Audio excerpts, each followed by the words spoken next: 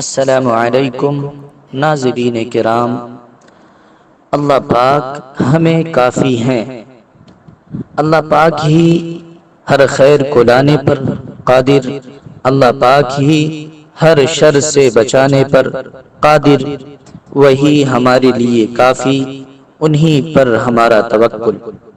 حسبنا اللہ ونعم الوکیل، علی اللہ توکلنا۔ بخاری شریف میں ہے کہ حضرت سیدنا ابراہیم علیہ السلام کو جب آگ میں ڈالا گیا تو انہوں نے کہا حسبنا اللہ ونعم الوکیل، اور حضرت محمد صلی اللہ علیہ وسلم کو جب غزوہ احد کے بعد کفار کے دوبارہ حملے کا بتایا گیا تو آپ صلی اللہ علیہ وسلم نے فرمایا حسبنا اللہ ونعم الوکیل۔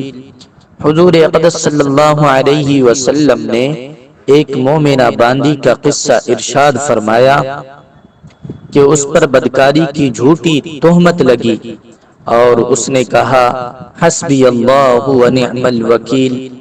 آپ صلی اللہ علیہ وسلم نے ایک بار صحابہ کرام رضوان اللہ تعالی علیہم اجمعین کو قیامت کے قرب اور ہولناکی کا بتایا تو سب پر خشیت طاری ہو گئی، پوچھنے لگے ہم کیا پڑھیں؟